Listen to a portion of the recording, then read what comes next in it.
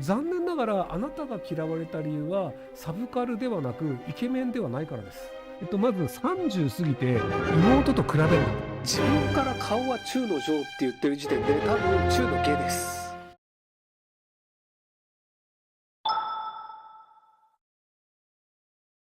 20代5年目大手企業勤めの子で、先日仲の良い会社の同期へドライブデートの際に告白しました。告白の結果としては、そう言ってくれるのは嬉しいけど恋愛に興味がないという理由で振られました。今後の関係としては特に疎遠にならずに、また遊べる時にはまた遊ぼうという関係なのですが、未だに好きという気持ちは変わりません。どうしたらコミットするお付き合いできる関係になりますでしょうか。また時間を置いてからに嫁の子を変えるでしょうか。なしです。あなたは自分の欲望だけを実現させようとして相手の気持ちに全く立っていません。相手は恋愛の気分にならないって言ってるんだから、仲良くなってエロいことをしようとするのをやめてください。相手の人がエロいことをしたいと全く思ってないのに、あなたはひたすらエロいことをしたくて告白してエロいことをするという許可書をもらおうとしてるんですよね。それ良くないです。なので相手がそういうのを望んでないのであれば、普通に友達付き合いをずっと続けてください。相手が望むものを提供するっていうのが人間関係です。あなたがエロいことをしたいっていうのはあなた一人の欲望なので、相手がそれを望んでないのでやるべきではありませんっていう至極当たり前のことを学んでください。38歳男です。鉄道アニメ特撮が好きなことをネクラキモいと終わり、小中といじめを受けました。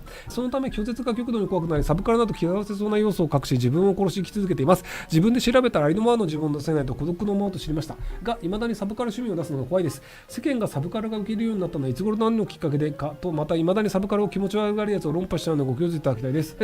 残念ながらあなたが嫌われた理由はサブカルではなくイケメンではないからです。イケメンがサブカル好きだとよりモテるんですよ。すでにモテる人がそんな趣味があるの面白いとかっていうのがあって、イケメンの若手がアニメが好きとか漫画が好きとかって言いがちなんですよ。で実際すげえ薄いんですよ、好きって言ってるアニメとか漫画とかが。じゃあ何好き漫画って言うとワンピースみたいなこと言われて、いやみたいになるんですけど、とはいえイケメンプラスサブカルはモテ要素で、なのでサブカル自体がキモいっていう時代は残念ながら終わりました。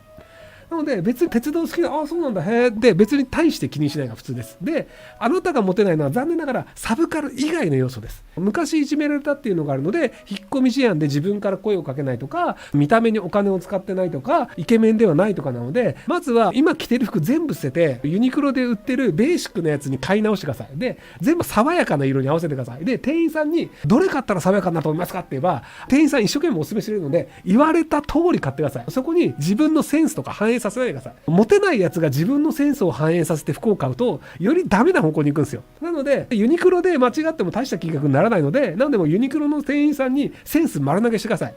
でその服を着て美容室に行って爽やかに見える髪型にしてください、お任せしますって言って切ってもらってください。そこもなんかこういうタレント好きですみたいなの出さないでください。南海キャンディーズの山ちゃんが好きなんですとか言うとひどいことになるから、なので美容室の人に完全に任せるっていうのでやって出来上がると、あと痩せてください。痩せてるだけで人ってなぜかモテるんですよ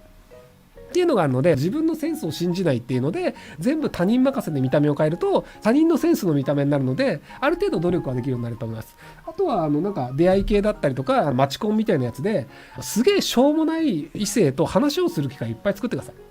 話が不得意な人って自分がこの人好きみたいな人がいてると余計に喋れなくなるので、全然興味のないブサイクと話すっていうので、まず異性に対するハードルを下げてください。ひげ親父が女装したような人とか見つけてずっと話をしてると別にもう緊張もしないじゃないですか。きめえなひげ親父って思いながら話をすればいいだけなので、そうやってその異性と話すっていうのを慣れるっていうので、ある程度異性と話しやすくなって見た目も爽やかになってっていうのになると仲良くなれる確率が上がるので、なので原因がサブカルであるって決めつけてるのが間違いだと思うので、原因をちゃんと特定してそれを解決するようにした方がいいんじゃないかなと思います。先ほどサブカルの質問したものです。もう一つお聞きしたいのは、世の中のサブカルの時代が終わったきっかけで何だったのでしょうか。サブカル好きを公言するタレントさんが出てきたからですか。多分オタクが金持ってからなんですよね。電車男っていうドラマがやった頃、もともと本なんですけど、あの頃はまだオタク的趣味というのが割とバッシングされてたんですけど、であの時代からオタク系の方が金持ってるよね、プログラムとか趣味ってキモいよねが、プログラムやってるやつってなんか年収高いよねっていうのになって、サブカル好きなやつが金持ってるよねと。でアニメとかっていうのが売り上げめっちゃ上がってくるので、普通の一般のタレントとかより声優さんの方が売り上げ高かったりするんですよね。テレビで見るようなタレントさんっていうのが東京ドームでコンサートしたいですって言っても客全然入んないのに、聞いたこともないようなブサイクがなんか4人集まって歌を歌うと声優ですっていうだけで武道館とか埋まっちゃったりするんですよ。っていうのがあって、オタクたちが金を持ってるっていうのが分かって、なのでオタク風のコンテンツだったりに金がどんどん投資されるようになって、メインカルチャーとは何ぞやっていうので、金が回るところがメインカルチャーだとすると、漫画めっちゃ売れてるよね、漫画がすごいよねとか、アニメめっちゃ売れてるよねとか、ライトノベル書いてる人めっちゃ儲かってるよねみたいなのがあって、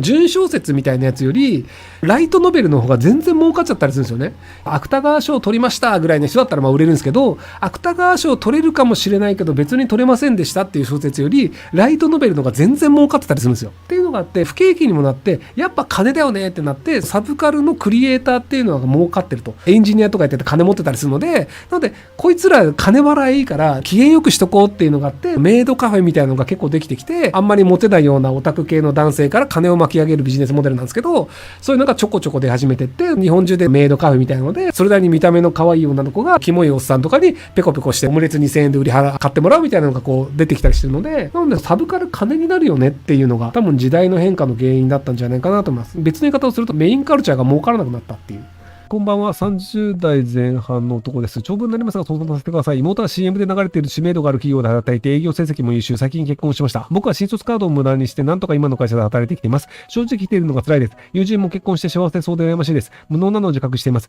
最近アルコール飲まないと眠れないです。すごく辛いです。前を向けるようなひろゆきさんのアドバイスをお聞きしたいです。まず30過ぎて妹と比べんな。同級生と比べる人とか、いろんな人と比べる人がいるんですけど、学生はいいんですよ。なんか同じクラスの人と比べるとか、就職するときとかに、なんかこう、同じ学校で同じ勉強したのに、あの学校行ったよね、あの企業受かったよね、すごいね、とか、俺内定取れないわとか、比べるのはいいんですよ。30過ぎたらさ、もう全然違う人生じゃん。DNA 的には似通ってると思うんですけど、もうその後のさ、環境とか努力とかの人生の差が多いので、今更比べてもしょうがないと思うんですよね。じゃあ友達がどうこうとか、友達も結婚して幸せそうで羨ましいですとか、妹が幸せそうで羨ましいですとか、他人と比べて自分が幸せじゃないよねとかって考えてるやつキモいんで、友達少なくなると思うんですよ。で、それよりも別に今普通に働いてるわけじゃないですか、30代前半で。で、普通に働いてます、仕事ありますっていうのに企画して、で、30代前半で、子供部屋よりさんと子供部屋さんとかニートとかで、ずっと家の中にいて、で、なんか上から目線で30代で働いてる人をバカにしてる人たちっていうのが今コメント欄に湧いてますけど、人を下に見てるけど、お前働いてないじゃん、ニートじゃん、無職じゃんっていう人が世の中にいっぱいいるんですよ。で、そういう人に比べたら全然上なわけじゃないですか。実際じゃあ働いて家賃も払ってっていうのをやってるので、自分の方、この人の方が羨ましいなって見るんじゃなくて、別に自分自身普通に生活できてるよねっていうので考えればいいと思うんですけど、で、問題は彼女がいないことです。なので出会い系サイトでも使ってください。31歳独身です。縁のない田舎に転勤で住んでます。顔は中の上ぐらい、年収500万。どうしたら結婚できますか？まず自分から顔は中の上って言ってる時点で多分中の下です。で、本当に中の上であれば、そんなに困んないですよ。まあ、地方がどこだかわかんないですけど、地方で年収500万あったら、そこそこの人、彼女はできると思います。で、それができてないということは、残念ながら中の下です。なので、自分中の下であるっていうことをまず認識して、顔で人は来なかったっていうのを自覚してください。で、顔はそんなに良くないけど年収500万っていうのでも来てないというのをまず自覚してください。なので、そんなに金が稼げないブサイクであるっていうところをスタート地点にして、もうちょっと金を稼いで金の力で何とかするっていう方向にした方がいいと思います。要は31歳なので、20代であれば見た目推しはいけるんですけど、30代になって見た目推しができないのに、見た目推しができると誤解をしているっていうのは周りから見ると結構きついんですよ。僕の知り合いの死んだ魚をめしてるおっさんがいるんですけど、そのおっさんが、俺見た目はいいんだけどモテないんだよねって言ってたら、いやいやいやいやって周りになるじゃないですか。もうその状態です、残念ながら。っていうのを多分周りの人は言ってくれないんだと思うんですけど、現実はそういうことなんじゃないかなと思います。はい。500円払ってもらったんで、アドバイスになるかなというのを、ちょっと耳に痛いことは周りの人は言わないようなと思うので言っていました。学生時代の恋愛は顔が重要なのでしょうか？服装、生活は磨いてるので、20年彼女ができたことがありません。はあ。服装と性格でモテると思ってる時点でどうかと思うんだよね。顔というより雰囲気です。で、多分4人目の適格者さん、友達少ないと思うんですよね。ハンドルネームが4人目の適格者とかつけてる時点で男性でモテないタイプ。っ